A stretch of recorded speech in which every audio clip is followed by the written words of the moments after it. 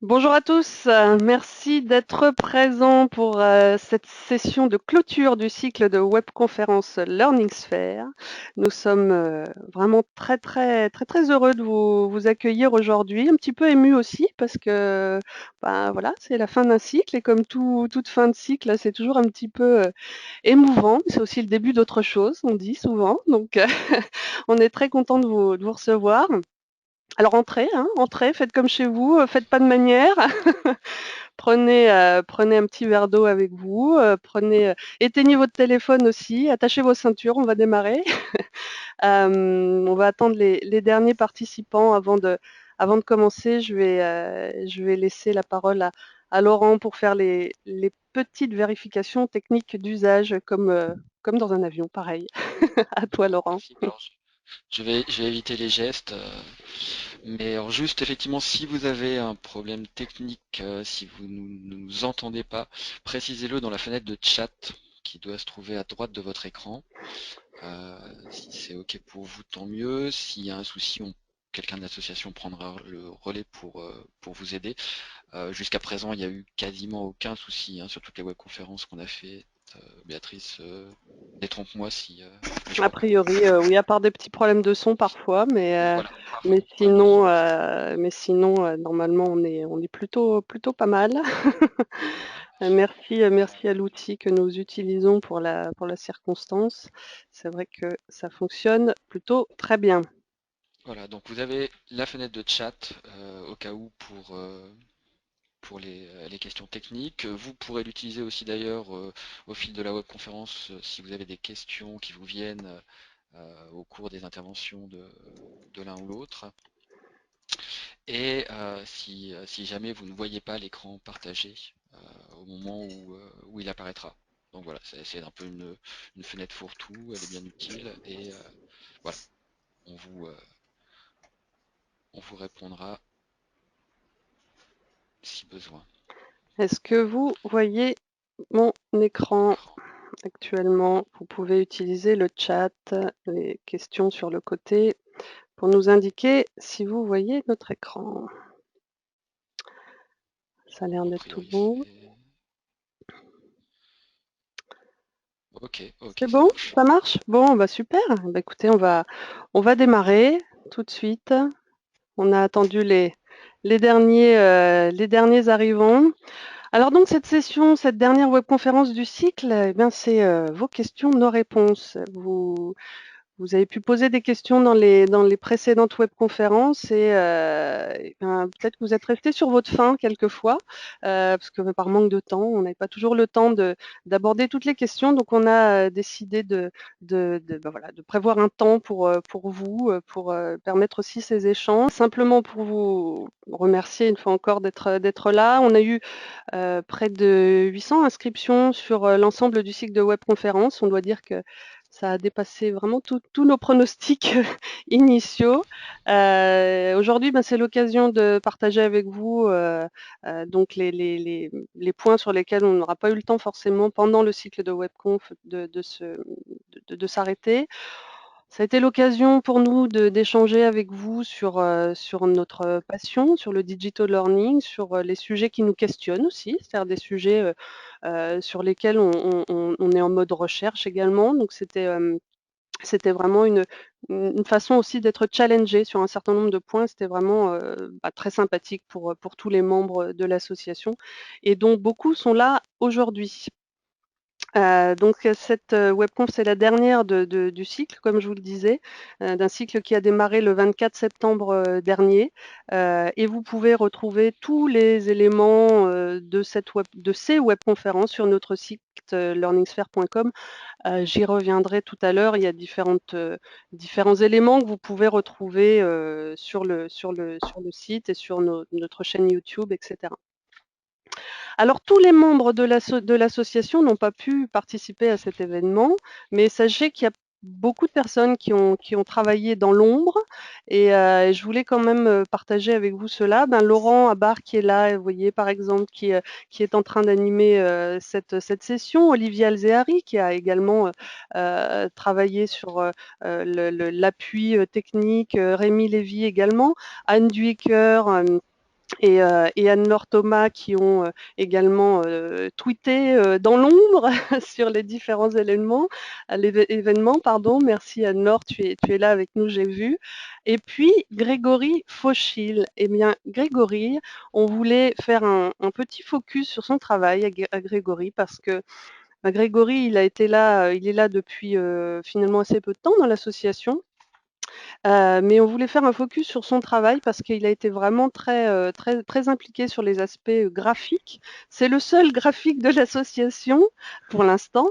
Et du coup, il s'est retrouvé avec pas mal de travail pour nous aider à préparer cette Pauvre. session. Le pauvre, oui. Notamment, c'est lui qui a créé le logo de l'événement Learning Sphere Experience. C'est lui qui a créé l'animation que vous avez peut-être vue en 3D qui a annoncé l'événement. C'est lui qui nous a créé ce template PowerPoint, etc. Donc voilà, voilà, on voulait le remercier pour ce travail qu'il a accompli.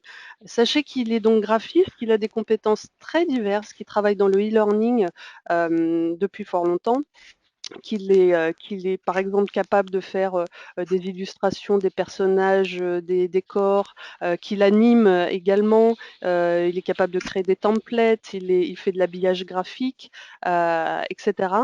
Il est capable, quand je dis habillage graphique, ça peut être de l'habillage graphique pour des logiciels de production, c'est aussi de l'habillage graphique pour des plateformes. Et puis il fait de l'intégration, et ça je voulais mettre un petit, enfin voilà, le préciser, il fait de l'intégration, et notamment quand je parle d'intégration dans les outils auteurs, hein, quand vous savez, vous recevez un storyboard et que vous devez finalement développer ce qui a été pensé dans les têtes des concepteurs pédagogiques multimédia qui en général ont beaucoup d'idées et qu'il faut ensuite réaliser.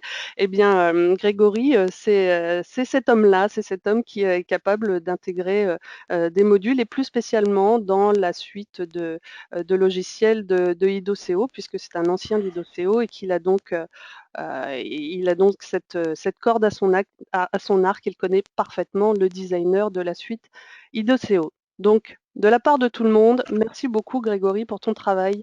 Comme je disais, tu as travaillé dans l'ombre et merci beaucoup pour tout ça. Ensuite, eh bien, les conférenciers, ben voilà, ils sont quasiment tous là aujourd'hui, hormis Maude, mais sinon nous sommes tous là pour vous accueillir. Donc Jacques Rodet, Jean van der Spelden, Anne-Charlotte Chaput, Marie Pratt, Dominique Gros et Benoît Tostin. On est tous là pour répondre à vos questions, et on est très heureux de vous accueillir. Et comme vous le savez, donc on vous en a parlé pendant ce cycle de webconférences. On est une association de consultants indépendants. On est tous spécialistes du digital learning. L'association existe depuis 2010. On est une vingtaine de membres aujourd'hui. Vous connaissez notre adresse, l'adresse du site learningsphere.com.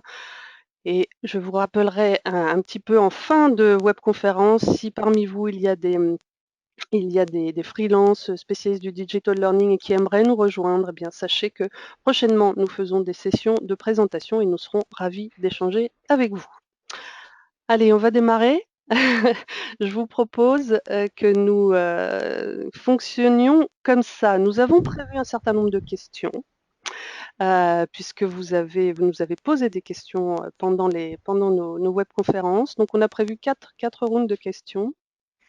Et évidemment, si vous avez des questions pendant cette webconférence, merci d'utiliser le petit module questions que vous pouvez voir sur le côté, et on piochera en fait parmi les questions tout au long de cette session. Bon, est-ce que vous êtes prêts? Allez, une petite vérification dans le module questions. Est-ce que vous êtes parés? On va vous poser un petit sondage d'ici 1 minute. Et donc, voici les questions que nous allons vous proposer de traiter. Donc, choisissez celles que vous aimeriez voir traitées en priorité. Donc, comment choisir nos outils de production et de diffusion? Les méthodes agiles peuvent-elles être utilisées dans le cadre des marchés publics? Quels outils numériques peuvent faciliter le développement des activités d'apprentissage dans l'espace-temps? Et comment peut-on comparer Moodle et WordPress? Et donc, je vais vous demander de voter pour l'une de ces questions Dites-nous ce que vous aimeriez voir traité. Ouais, on va fermer le sondage et on va vous faire découvrir les résultats. Et vous avez demandé à 62% à Jean de répondre. Quels outils numériques peuvent faciliter le développement des activités d'apprentissage dans l'espace-temps? Quels Merci. outils numériques peuvent faciliter le développement? Je dirais les outils qui donnent l'initiative à l'apprenant, qui va s'organiser indépendamment de la présence de son formateur ou de son tuteur.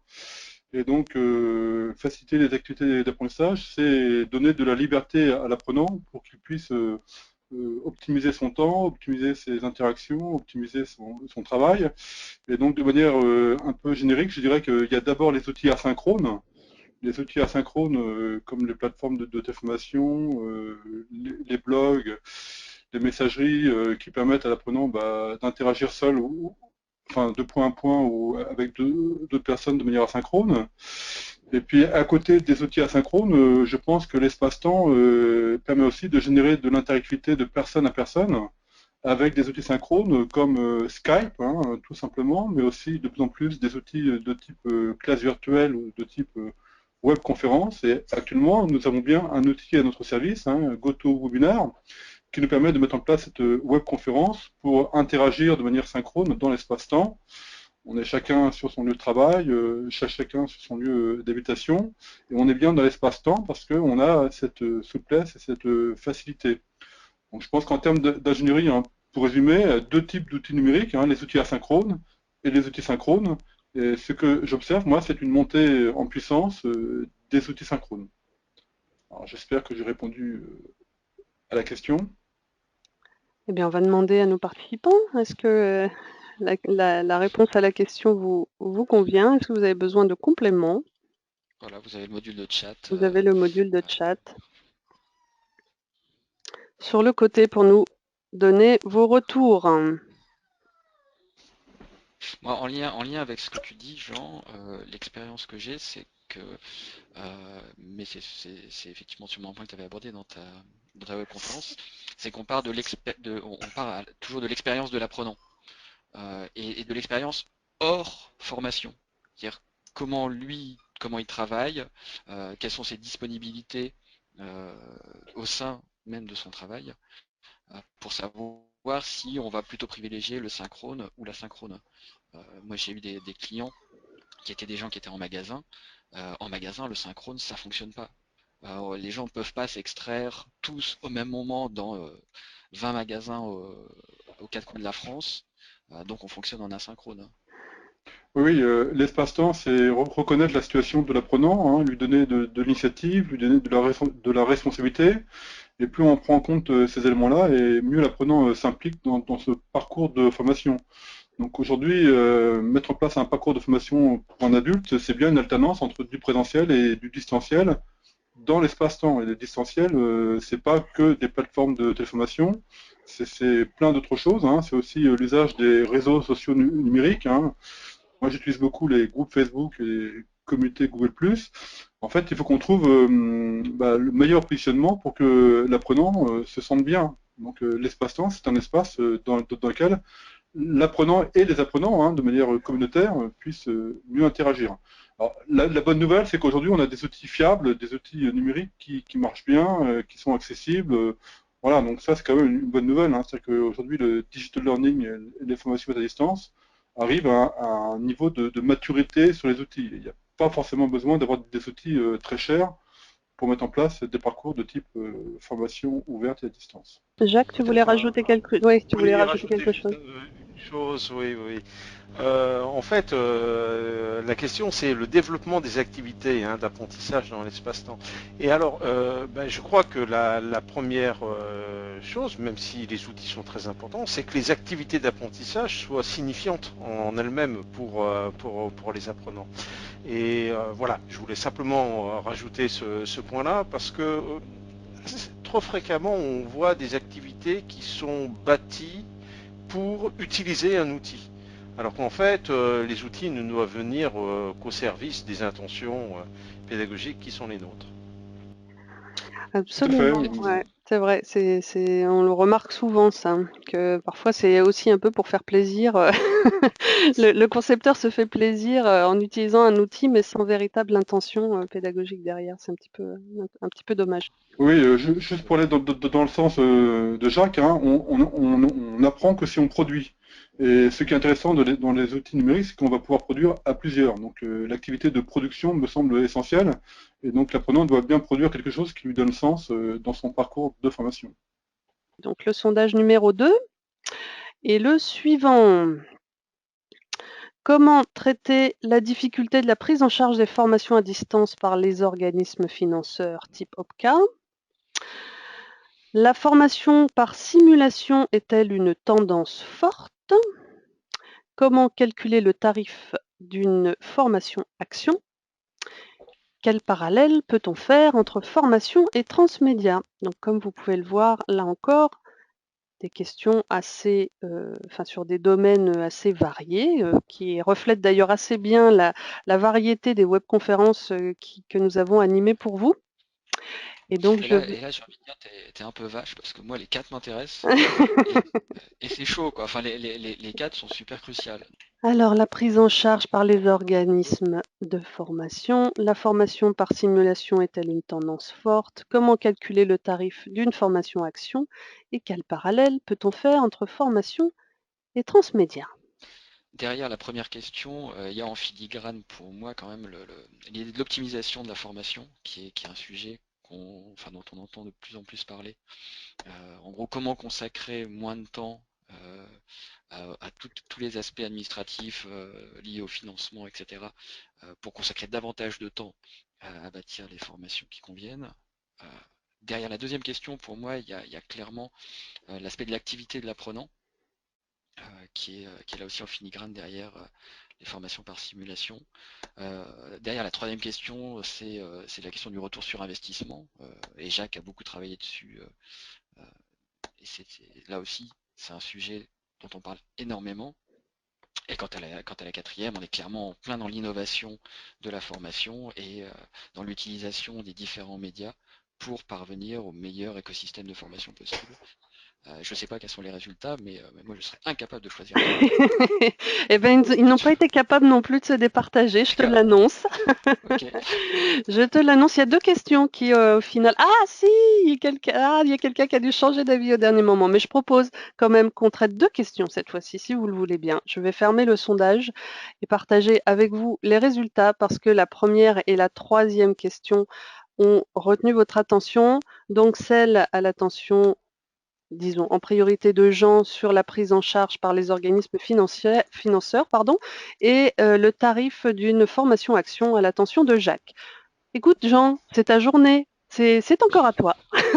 Eh ben, donc la parole aux Belges. Alors donc, oui, en fait les deux questions sont des questions économiques et financières, hein. C'est le nerf de la guerre, c'est-à-dire que l'innovation pédagogique, oui, la place à l'apprenant, oui, mais on voit bien que ce qui est important, c'est d'avoir un équilibre financier pour qu'on puisse innover et permettre aux apprenants d'avoir des parcours de plus en plus innovants. Et là, en France, on doit être accompagné par des organismes financeurs tels que les OPCA, hein. Et aujourd'hui, pour avoir le soutien des OPCA, il faut qu'on mette en avant un décret, hein, le décret d'août 2014 sur les formations ouvertes à distance, qui est une véritable révolution et qui nous permet, nous, en tant que consultants en digital learning, et nous, en tant qu'acteurs des formations innovantes, hein, de mettre en place des parcours dans lesquels on peut financer des temps de formation pour lesquels l'apprenant n'est pas avec son formateur. Ce qui est culturellement une vraie révolution, et ce qui va nous enlever une épine du pied pour pouvoir prévoir des parcours et des activités, hein, comme le rappelait Jacques, dans l'intérêt de l'apprenant, où l'apprenant peut très bien se débrouiller seul sans son formateur, se débrouiller seul sans son tuteur. Alors, ça ne veut pas dire que le formateur et le tuteur ne seront pas présents, mais ça veut dire que dans le parcours de formation, on peut se faire financer des temps où l'apprenant ne va pas signer la feuille d'émargement. Et ça, c'est vraiment quelque chose de fondamental. Les OPCA ont été partie prenante de cette négociation. La difficulté, c'est que quand on repasse en région et qu'on repasse au niveau local, les OPCA sont pour certains encore sur des logiques de présence et de feuilles d'émargement, et que donc on va devoir faire un travail de persuasion collectivement, hein, tous ensemble, pour qu'on puisse faciliter l'innovation en mettant en place la prise en charge des formations à distance. Voilà. Très bien. Est-ce que quelqu'un parmi les membres de l'association voulait rajouter quelque chose sur le sujet éventuellement? Ça vous laisse Voilà, temps. la La seule chose, réponse, la ouais, réponse de Jean, de toute façon, c'est le spécialiste aujourd'hui, en plus de de la réforme sur la loi, sur la formation professionnelle. Donc forcément, on n'ose plus passer après Jean. C'est pas possible après ça. la seule chose que je pourrais ajouter, c'est que tous les OPCA ne sont pas encore aussi conscients des possibilités qu'ouvre la réforme, et selon que vous travaillez avec tel ou tel OPCA, vous allez avoir un accueil plus ou moins ouvert et plus ou moins positif. Alors je ne citerai pas de nom évidemment, puis d'abord je ne les connais pas tous, Les prénoms. mais ni de prénom d'ailleurs, ouais. Mais il y en a qui sont voilà, déjà très ouverts et qui déjà même avant la réforme avaient compris l'intérêt des formations ouvertes à distance et du digital learning, et puis il y en a d'autres, voilà. Bon. Donc, Duralec, Sedlex, hein, c'est-à-dire la loi est dure, mais c'est la loi. Hein, et donc aujourd'hui, les partenaires sociaux ont négocié ça au niveau national. Et donc on a un décret hein, qui a force de loi. Hein. Alors bien sûr, il faut l'utiliser avec diplomatie, hein, mais ce sont bien aux OPCA de s'adapter à la nouvelle donne et pas aux acteurs de l'information à s'adapter aux OPCA. Donc là, je suis un petit peu dur parce que ça fait quand même plus de 20 ans que je milite au sein du FFOD, du Forum français pour la formation à distance, Oui, tu ne où veux pas te effectivement, faire que Laurent. des amis là, en fait, c'est ça? Non, non, mais l'idée, c'est qu'on puisse bénéficier de ce système mutualisé hein, que beaucoup de pays européens nous envient. Mais comme Laurent l'a rappelé, hein, il y a déjà des OPCA qui sont dans cette innovation avec nous. Mais c'est vrai que c'est pas la tendance générale et que la réforme, on va devoir ensemble, prescripteurs, financeurs et acteurs, l'apporter pour prendre en compte les nouvelles réalités hein, où les apprenants n'ont pas besoin d'être dans un lieu pour apprendre. Et ça, c'est un point important. Et pour les autres cas, ça pose un problème, je dirais, d'ordre culturel. Voilà. Ok. Est-ce que Jacques, tu peux revenir parmi nous pour la deuxième question qui était ressortie aussi assez largement sur comment calculer le tarif d'une formation action? Mais bien sûr, j'étais juste en coulisses, hein, c'est tout. Euh, Bien, alors peut-être déjà peut-être resituer en deux mots hein, ce qu'est la formation action. C'est une formation qui vise à développer les compétences de vos collaborateurs. Et là, plus précisément, j'évoquais la formation action liée à des projets de digital learning. Donc, les structures qui sont intéressées par ce type de formation action, ce sont celles qui veulent développer des compétences en interne dans la définition, conception, production et diffusion de digital learning. Euh, alors, la première chose pour pouvoir calculer un tarif de formation action, et moi c'est d'ailleurs une de mes premières préoccupations avec mes clients, parce qu'il faut bien que je leur fasse un devis, il faut qu'ils sachent où ils vont, eh bien c'est de bien déterminer le périmètre de leur projet. Parce que vouloir faire un module de e-learning en soi, ça ne veut pas dire grand-chose, quoi. Hein. Qu'est-ce que l'on veut réellement faire à nos apprenants? Qu'est-ce qu'on veut qu'ils développent comme compétences? Quel type de ressources médiatiques on veut utiliser? Vous voyez bien que les budgets là peuvent être très très différents, et même si la production en elle-même, le budget de production n'influe pas directement sur le coût de la formation action, puisque les coûts de la formation action c'est surtout des coûts d'accompagnement, il est certain que si vous voulez, si le client veut développer une vidéo, il va falloir donc le faire monter en compétence sur la scénarisation de cette vidéo, sur le storyboardage, etc. Et ça va être bien sûr un peu plus long que si on doit simplement le former ou l'accompagner à produire un diaporama sonorisé, par exemple. Donc mon premier conseil, première préconisation, c'est de bien déterminer le projet. Et lorsque celui-ci n'est pas bien déterminé, et bien évidemment, il va falloir aider le client par un certain nombre de questions à le préciser.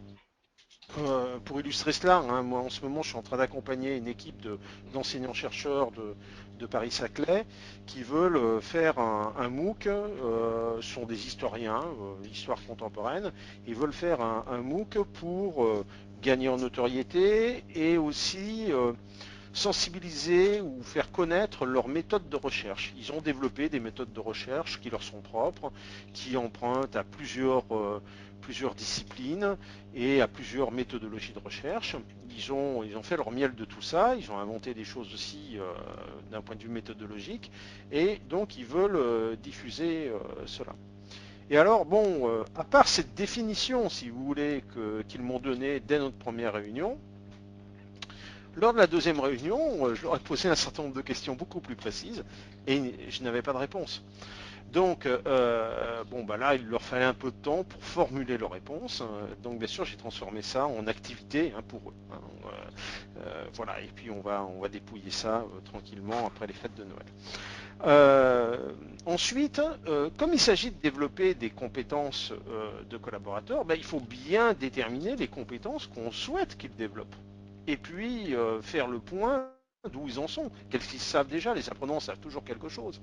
Donc, en croisant à la fois le périmètre du projet, les compétences que les collaborateurs doivent développer, là on a déjà une idée assez précise de ce que va être cette formation action. Alors ensuite, je pense qu'il est important de diviser cela en lots. Notamment dans ma conférence, j'avais fait le lien entre la formation action et les méthodes agiles qui justement permettent bien une certaine itérativité, le fait de pouvoir revenir sur un certain nombre de choix qui ont été faits préalablement, etc., tout au long du projet. Eh bien, si on veut donner une visibilité crédible au client sur le coût de sa formation action, eh bien, le mieux c'est de diviser sa proposition en plusieurs lots. Il y a un autre point sur lequel j'aimerais insister, c'est sur le process de validation. Parce que donc à un moment donné, la formation action, c'est fait pour produire. C'est pour ça qu'on parle d'action. Donc, qui dit production, dit à un moment bien validation de cette production.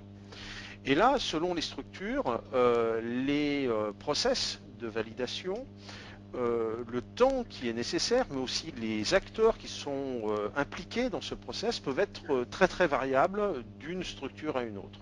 Et ça en soi, ça a un coût aussi. Si vous voulez, parce que tout simplement le fait si ce process est long, ça va forcément impacter la temporalité du projet, et durant ce rallongement en quelque sorte du projet, il y a quand même un certain nombre d'actions d'accompagnement qui ont lieu de manière récurrente, et donc ça augmente automatiquement, je dirais, le coût de cette formation action. Alors derrière, Laurent, quand il a présenté ces différentes questions, il a évoqué le ROI. Et effectivement, le ROI est quelque chose de très important, quelle que soit la modalité, le retour sur investissement, quelle que soit la modalité de formation. De plus en plus, la hiérarchie des commanditaires de formation veulent savoir si le jeu en valait la chandelle, si finalement cette formation action, elle apporte un bénéfice concret pour la société, pour l'organisation.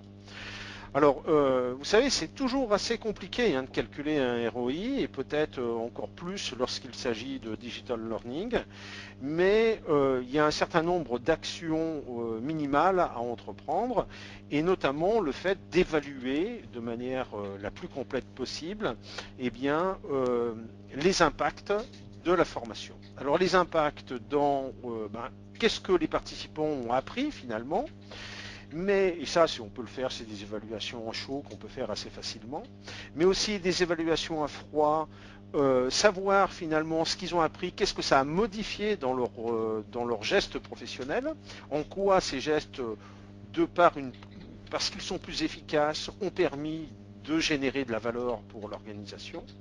Et puis, il y aurait aussi un autre étage, je dirais, hein, puisque là, je m'appuie vraiment sur la pyramide de Kirkpatrick en matière d'évaluation. C'est en quoi, finalement, ces changements de process de fabrication dus à l'amélioration des compétences des individus, eh bien, qu'est-ce que tous ces changements vont provoquer comme changement aussi au niveau de l'organisation elle-même. Et ce n'est que quand on fait ces 3 niveaux d'évaluation qu'on peut être en mesure de calculer le ROI, mais pas avant. Et d'ailleurs, l'étage du ROI dans la pyramide de Kirkpatrick, c'est le plus haut. Et vous savez, une pyramide, si vous commencez pas par le plus bas, vous ne pouvez pas la monter, quoi. C'est pas possible. Voilà ce que je pouvais répondre. Et pour compléter juste ce que tu disais, moi j'ai tendance à conseiller aux responsables formation qui effectivement reçoivent ces injonctions de calculer le retour sur investissement de leur formation, de travailler non pas tout seul dans leur coin à dire ok moi ma formation avec mes apprenants comment on va faire, mais plutôt d'aller voir les managers de ces apprenants et de leur dire ok voilà on a déterminé ensemble les compétences que les apprenants doivent développer et donc comme tu le dis Jacques les changements qu'ils doivent opérer. Du coup, quels sont les indicateurs au cours de leur travail quotidien qui vont nous permettre de dire ok oui il y a eu changement parce que je vais dire n'importe quoi, prenons une formation en langue, il traitait hier un dossier en langue étrangère par jour, aujourd'hui il en traite 3 parce qu'il a suivi 3 mois de formation en langue et qui lui ont permis d'être beaucoup plus à l'aise.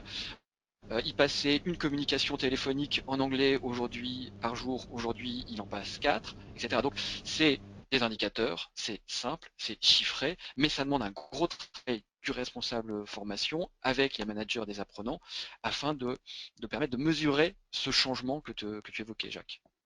Oui, je te rejoins tout à fait, Laurent. Les critères et les indicateurs, c'est le b.a.-ba de l'évaluation. Mais par contre, c'est pas toujours très facile effectivement à positionner. Euh, Moi, j'accepte même, si vous voulez, puisqu'on parlait du coût, de voir mon coût, comment dire, pondéré par le niveau d'atteinte des objectifs. Donc, vous voyez, par exemple, si tel objectif est atteint à 80%, voilà, j'ai 100% de ma com, enfin de ma rémunération. Si c'est en dessous, je vais avoir un peu moins. Si c'est au-dessus, je vais avoir un peu plus. Et c'est notamment un système que j'ai mis en place chez Schneider Electric. C'était une affaire qui avait été plutôt juteuse pour moi parce que j'étais monté à 97% d'atteinte des objectifs. Bien joué, bien joué. Euh, on Euh, avait une question juste pour Vas-y, terminer sur vas-y, cette partie-là. Je crois qu'on avait une question d'un des participants c'est ça. à l'attention de Jean Voilà, c'est ça. sur les critères d'éligibilité. Alors, en fait, une action de type FOAD, c'est d'abord une action de formation. Donc, on retrouve tous les critères d'une action de formation, c'est-à-dire un programme, des objectifs, un contenu, etc., etc. Mais en plus, aux actions FOAD, il y a dans le décret d'août 2014 des éléments concrets qui vont permettre aux financeurs d'être confortés sur le fait que même si l'apprenant n'est pas présent, il est bien actif dans le déroulement de sa formation. Et pour cela, une formation ouverte à distance doit immanquablement prévoir une production, une assistance et un suivi. Et cette production, cette assistance et ce suivi doit être signalé au démarrage du parcours, dans par exemple un protocole individuel de formation, dans une convention de formation, pour que, à partir de la production, à partir du suivi, à partir des interactions, on ait des traces de l'assiduité de l'apprenant. Fondamentalement, ce qui change dans une formation ouverte à distance, c'est qu'on ne doit plus faire la preuve de la présence de l'apprenant, qui n'est pas toujours là, mais on doit faire la preuve de son assiduité. Donc on doit rassembler des éléments cohérents qui montrent que l'apprenant est bien assidu pour atteindre l'objectif qui est assigné dans le contrat de formation. Exactement, et Voilà, c'est ce qu'une des participantes d'ailleurs mettait en lumière en disant le concept d'assiduité qui remplace la présence. Donc vous êtes fondamental, oui, c'est exactement complètement ça. aligné. Et cette même personne, Marie, qui disait les OPCA ont un effort de mise à jour à faire, ils sont bousculés. Ouais, Oui, vrai. on va les accompagner. On va les accompagner. Oui, Tu voulais d'autant ajouter plus quelque chose, Jacques? oui, moi je pense qu'il faut vraiment les accompagner, d'autant plus qu'à mon avis, il y a encore une petite marche à monter. C'est que passer de la présence à l'assiduité, c'est bien, mais c'est une autre manière pour eux de vérifier la présence, l'assiduité. Et je pense que la marche qu'il faudrait franchir, c'est la preuve du développement des compétences, la preuve de l'atteinte des objectifs réels de la formation. Et là, la difficulté des OPCA, elle est très grande parce qu'en fait, en leur sein, il y a très peu de personnes qui sont capables d'évaluer cela. Alors bien évidemment, ils peuvent demander des preuves de l'évaluation de ceci aux OF, aux organismes de formation, mais il va falloir encore qu'à un moment donné, ils soient capables d'interpréter ces preuves, quoi. Et donc je pense qu'il y a une prochaine marche qui nous attend. Bon, ça sera peut-être dans 10-15 ans, parce que vu que ça avance, tout à l'heure Jean parlait de 20 ans. Oui, moi il y a 25 ans, j'avais affaire à des OPCA, je dirigeais un centre de formation, et voilà, on me demandait les feuilles de présence déjà, et puis quand je rencontrais, ça m'est arrivé une fois de rencontrer des personnes qui étaient soi-disant venues vérifier la qualité des formations que je dispensais. Bah, c'était assez pitoyable parce que en fait, ce ne sont pas des personnes qui connaissent réellement le processus de formation. Vous avez vraiment décidé de Pourvu vous qu'il y ait faire des des copains aujourd'hui. oui, tout à fait. Non, mais bon, en l'occurrence, Si vous nous on aide entendez, nos les OPCA. clients à obtenir des remboursements de la part des OPCA. Mais enfin, bon, on travaille rarement directement avec les OPCA. Et juste pour conclure, une petite anecdote sur le sujet, j'ai discuté avec Hervé Estampe, le directeur général de l'AFPA, qui, puisqu'on parle digitalisation de l'information, me disait la digitalisation de l'information, elle commence par la numérisation des feuilles de présence. Donc ils sont, pour certains, très loin. Voilà. C'est ça. Les OPCA sont. Mais pour d'autres, ils sont plus avancés. Non, mais franchement, il y en a d'autres qui font très Oui, bien. bien sûr, évidemment. Jean, tu voulais rajouter quelque chose? Oui, oui, Non. la numérisation des feuilles de présence, je retiens. Bon, on va enchaîner parce Bon, qu'il ne reste disons pas que ça serait tant de... déjà un premier pas pas Ouais. négligeable. Ça nous éviterait un peu de paperasse, quoi. Mais alors, il va falloir qu'ils acceptent la signature électronique, quoi. Parce que bon, voilà, ça va être un peu- voilà. Allez, je vous propose d'enchaîner sur le prochain sondage. 4 nouvelles questions. Quelles questions voulez-vous voir traitées en priorité? C'est le sondage qu'on va vous poser maintenant. Quels outils de production choisir quand on est un formateur indépendant? Comment estimer le coût de développement d'un module immersif? Quelles sont les clés du succès d'une formation action visant la production d'un contenu digital learning? Et quelles ressources peut-on intégrer à Moodle? Rich Media. Donc les outils de production à choisir quand on est formateur indépendant, le coût de développement d'un module immersif, les clés du succès d'une formation action et les ressources à intégrer dans Moodle. Mais je pense qu'on va avoir le bonheur d'écouter Benoît sur les ressources à intégrer dans Moodle, puisque 38% des personnes interrogées ont demandé à avoir des compléments d'information. Benoît, est-ce que tu es avec nous?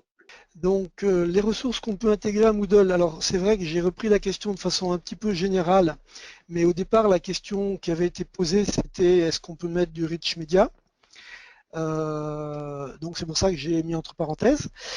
De façon générale, on peut intégrer des ressources classiques, enfin ce que j'appellerais classique au format HTML5 ou bien au format Flash. Alors selon les choix de chacun et les outils qu'il utilise, qui sont produites dans des logiciels auteurs, des outils auteurs. Et puis, pour ce qui est plus précisément des plugins Rich Media, donc un plugin Rich Media, c'est un outil qui peut intégrer une sorte de web TV, si on peut s'exprimer ainsi, ou une médiathèque à l'intérieur de Moodle, c'est-à-dire que ce sont des ressources souvent en vidéo qui peuvent avoir été enregistrées dans des formats différents et puis dans des conditions différentes. Ça peut être aussi bien en présentiel que à distance, comme nous on le fait actuellement, qui vont être intégrés donc dans cette médiathèque. Et pour ça, il y a deux plugins qui existent. Il y en a un qui est produit par une boîte qui s'appelle Symmetrix. L'autre fois, je disais Synergix et donc je me trompais, c'est Symmetrix. Et une autre qui s'appelle InWeCast. Donc ces deux solutions sont présentées souvent en démonstration au Moodle Moot en présentiel. Et puis on peut trouver les références sur la toile très facilement. Donc ça sera sous forme, le résultat de l'intégration de ce plugin sera sous forme d'une fenêtre qui permettra donc de visualiser les contenus qui ont été réalisés sous cette forme de rich media. Alors, sinon, en plus de cela, il y a bien entendu d'autres outils auteurs qui sont open source, comme la chaîne éditoriale Scénari, qui est assez connue, qui s'intègre très bien dans Moodle. Donc voilà, j'ai certainement pas fait le tour de l'ensemble, mais ça offre quand même énormément de possibilités différentes et on en revient au choix des outils dont vous parliez avant, entre autres Jacques, au moment de la conception d'un projet qui doit être vraiment bien cadré et défini selon ce qu'on veut obtenir. Ouais, Donc alors on a, pour résumer, beaucoup de choix. pour répondre aux personnes qui étaient intéressées sur les outils de production pour un formateur indépendant, je ferai un article spécifique là-dessus sur le site LearningSphere dans les jours à venir.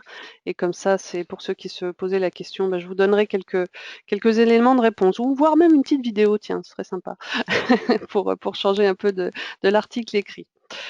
Voilà. Je vous propose qu'on enchaîne. Est-ce qu'on a des questions, Laurent, éventuellement complémentaires, qui auraient été posées pendant cette... Oui, il y avait juste une question effectivement pour demander à noter le nom des plugins dans la fenêtre de chat, Benoît. Est-ce que tu pourrais faire ça, ouais? Pour que chacun puisse aller les rechercher si besoin.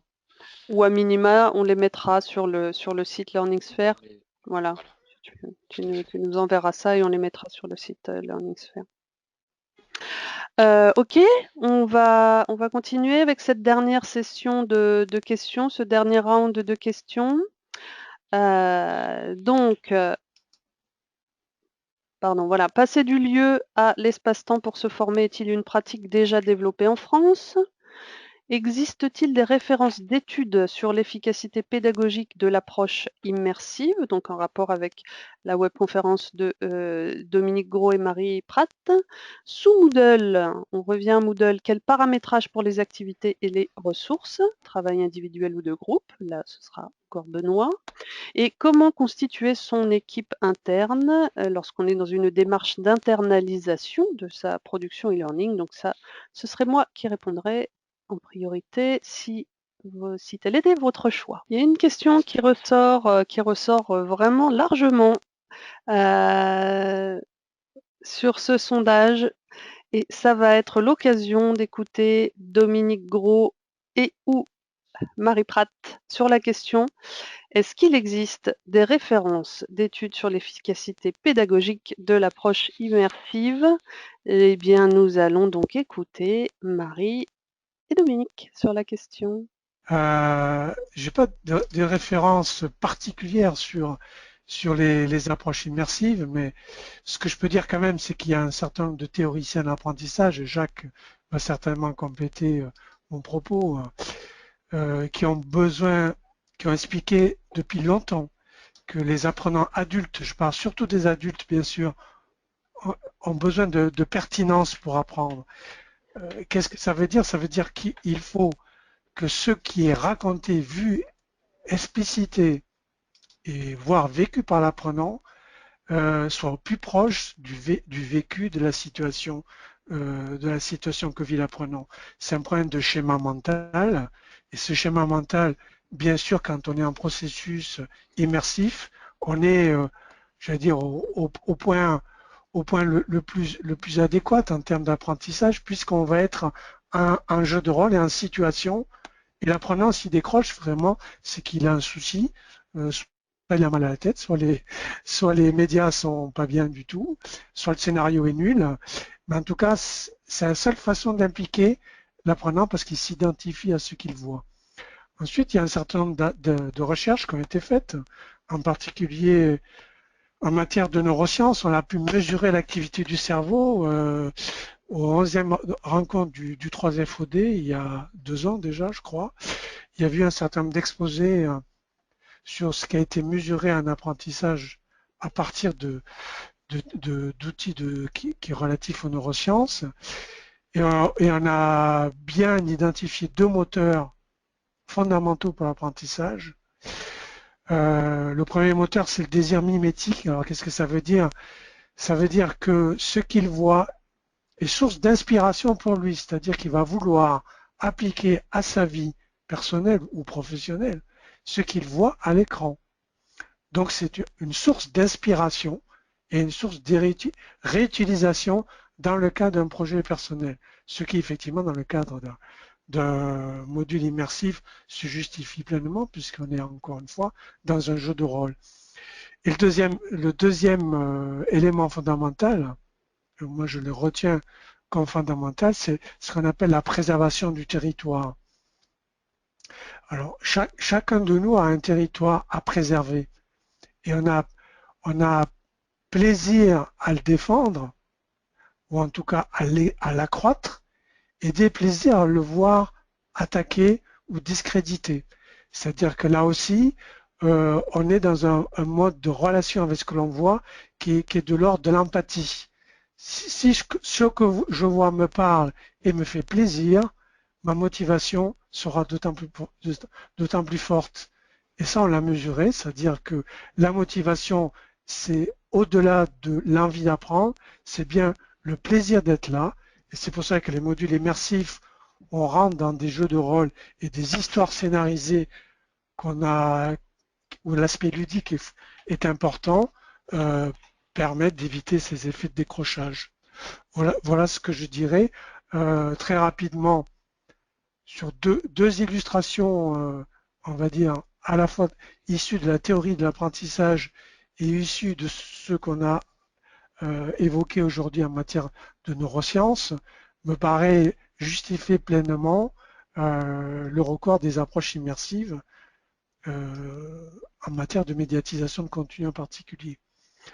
Voilà ce que je pourrais dire. Merci beaucoup Dominique. On arrive à la fin de cette webconférence. Donc, je vais tout d'abord remercier tous les participants bien sûr, tous les conférenciers qui sont venus aujourd'hui pour répondre aux questions.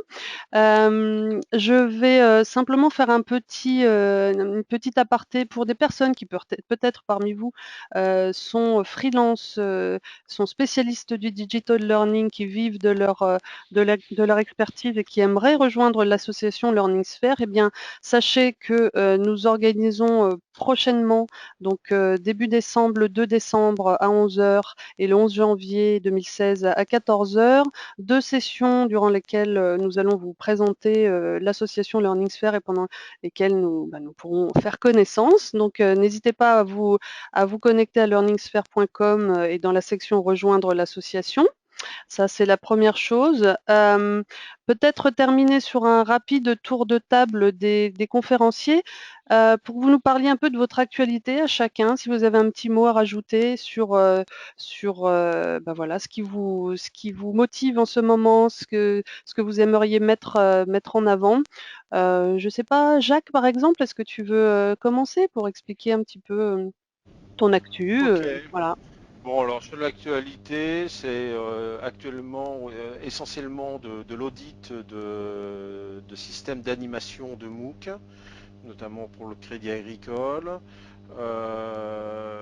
Dans les MOOC, il y a souvent des taux de complétion qui sont faibles et finalement les initiateurs de MOOC redécouvrent ce que l'on a constaté depuis très longtemps en formation ouverte à distance, c'est dès lors que les apprenants ne sont pas accompagnés, ben, il y a des taux d'abandon extrêmement forts.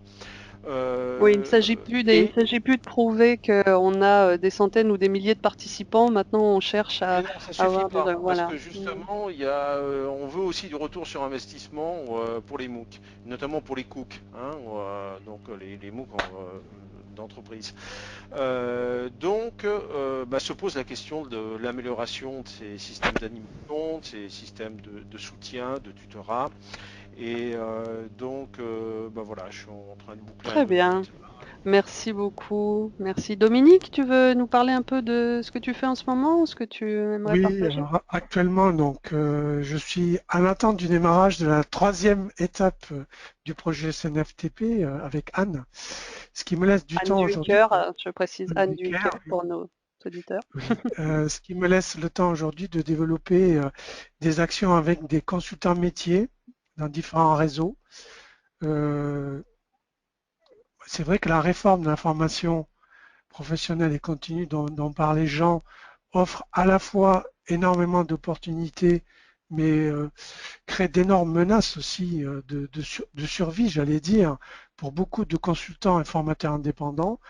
Une des solutions, c'est agir en groupe, c'est faire en sorte que les formateurs s'unissent dans des groupes qui sont attachés à des syndicats, des sociétés de portage ou des groupes plus informels pour qu'ils puissent obtenir un minimum de reconnaissance, voire de certification.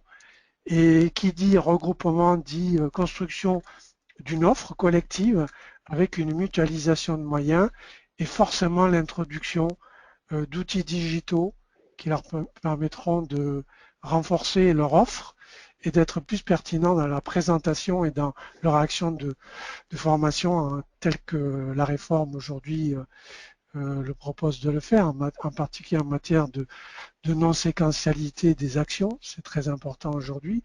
On peut difficilement demander à une entreprise de proposer des actions de formation en continu. Elles sont forcément séquentielles et l'aspect discontinu et mixage de différents dispositifs est très important dans le cadre de l'évolution des compétences en situation. Et je dois dire que c'est là-dessus que je travaille actuellement, surtout avec des formateurs et des consultants indépendants qui sont en période de refonte de leur offre. Bah, écoute, je me permets de rebondir sur ce que tu viens de dire pour parler moi-même de mon activité, puisque, comme vous le savez, vous, membres LearningSphere, mais donc j'ai lancé un nouveau site internet qui s'appelle e-learningacademy.fr et qui s'adresse exclusivement à ces personnes, consultants, formateurs indépendants, qui ont une expertise et qui souhaitent la transposer en formation à distance. Je vais prochainement, personnellement, proposer des webinaires gratuits sur différentes problématiques spécifiques aux freelances. Donc, n'hésitez pas à me retrouver sur ce site e-learningacademy.fr, à vous inscrire pour être tenu informé de ces nouveaux webinaires que je vais organiser très bientôt. Vous retrouverez tout ça, hein, toutes les informations qu'on vous donne, évidemment, là, vous retrouvez tout ça sur le site LearningSphere, évidemment, avec des liens vers tous les sites dont on parle depuis tout à l'heure. Anne-Charlotte, peut-être, tu nous dis un mot de ton actu? Écoutez, oui, bonjour, bonjour, à l'approche de la fin de la conférence. Mon actu, écoutez, je continue de faire du conseil en digital learning et pas mal d'ingénierie pédagogique. J'accompagne mes clients, sur la mise en place, le déploiement, la conception, la réalisation de programmes de formation qui s'appuient sur du présentiel et du distanciel, e-learning, voilà, parfois avec de la vidéo, pas toujours. Et justement, donc comme je fais beaucoup de conception et que je m'intéresse pas mal à la vidéo et aux écritures interactives, aux différentes formes d'écriture interactive, et c'est le cas aussi de Maud Bourgeois, c'est vrai qu'on s'est particulièrement intéressé ces derniers temps à l'approche transmédia, à forme narrative qu'est le transmédia. Bon, je ne sais pas si certains d'entre vous ont participé à notre conférence ou pas, mais c'est un sujet qu'on aimerait creuser davantage. Donc voilà, dans les mois à venir, j'aimerais encore aller plus loin sur ce sujet. Voilà, comment en fait privilégier l'expérience dans la formation, l'expérience et l'expérience collective en entreprise.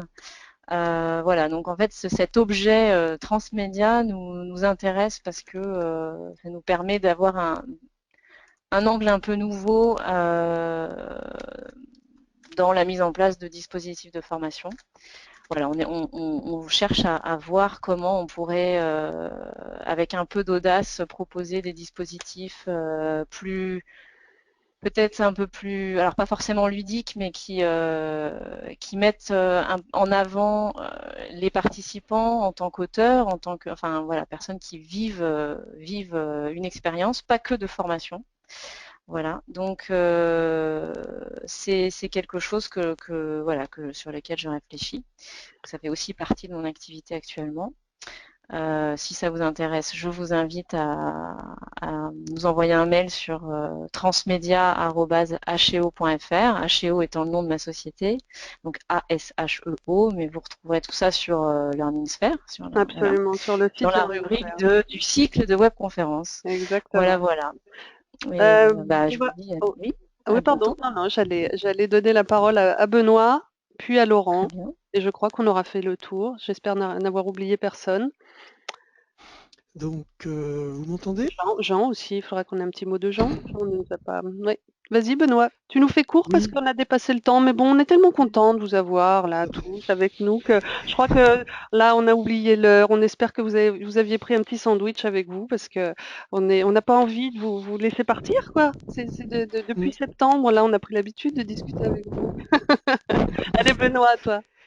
Donc mon actualité, eh bien, c'est d'intégrer le synchrone, le synchrone avec des webinars dans, pour l'instant, la formule plus asynchrone que j'utilisais avec Moodle ou d'autres plateformes. Et donc de mixer, et ça ressemble un petit peu à ce que maintenant on appelle des SPOC, hein, puisque les MOOC, c'est très intéressant, mais il faut avoir un modèle économique qui permet de les porter. Les MOOC, les SPOC, voilà, les SPOC, ce qui est un Small Private Online Course, hein, qui donc est un MOOC plus restreint à des apprenants qui ressemblent plus à du e-learning classique, bon, avec quand même des variantes. Et donc moi, qui alterne donc le synchrone avec ce genre de webinar, de webconférence, et puis l'asynchrone avec qui à mon sens garde toute sa place pour approfondir justement les activités d'apprentissage avec une plateforme de formation et puis éventuellement d'autres choses comme les réseaux sociaux, etc. Quelqu'un est en train de redémarrer son Windows. Merci Jean, c'était une façon de te faire remarquer. Eh ben Jean, vas-y, on t'écoute, ton actu.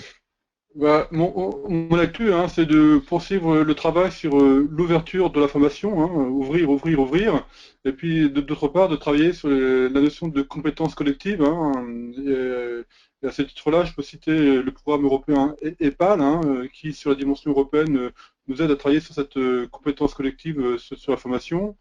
Et puis, j'accompagne différents acteurs en Aquitaine, en Midi-Pyrénées, en Auvergne, en Champagne-Ardenne, hein, sur l'innovation de l'information en essayant d'exploiter au maximum ce nouveau décret sur la FOAD qui présente, comme le disait Dominique, hein, beaucoup d'opportunités, mais aussi encore de la résistance. Donc je suis en fait un facilitateur. Ok, il nous manque qui, Laurent? Oui, je vais faire très vite, hein. On a complètement débordé. On a complètement débordé. Autant on avait super bien respecté pendant les webconf, pendant tout le cycle, et là, c'est ça. Allez, vas-y, à toi. Écoute, juste pour dire que moi je continue à accompagner des organismes de formation et des entreprises, des responsables de formation au sein des entreprises dans la création de leur parcours de formation, et que je suis en train de terminer une étude justement sur la formation pour un grand groupe qui sortira en début d'année prochaine, au mois de janvier. Donc, bon, on en fera l'écho dans la newsletter de Learningsphere. Tu avais autre chose à rajouter? Non, Non, c'est bon? c'était très sympathique d'être avec vous ce midi. N'hésitez pas à nous rejoindre sur la chaîne YouTube de LearningsFair. On a aussi une page sur Facebook et bien évidemment le hashtag LearningsFair sur lequel vous pouvez retrouver tout ça. Vous allez recevoir en fait en automatique dans 1 heure un email avec un récap de tous ces liens là. Comme ça, vous n'avez même pas à les noter. Vous allez les recevoir tout frais, tout chaud dans dans votre adresse email. Merci à tous. Ça va nous faire tout drôle de plus vous retrouver toutes les semaines. En tout cas, on a À été l'année très. prochaine. Oui, on vous retrouve l'année prochaine. On est vraiment très très heureux de vous avoir eu avec nous pendant toutes ces semaines. On vous dit à la semaine prochaine. N'hésitez pas à vous connecter sur le site LearningsFair, à nous envoyer des mails, des questions, des projets sur lesquels vous aimeriez nous voir travailler. Ce sera avec grand plaisir. On vous dit à bientôt. Allez, cette fois, c'est la bonne, hein. On se quitte, hein. Merci beaucoup. À Au revoir. bientôt. Bon À après-midi. bientôt. Au revoir tout le monde. Au revoir.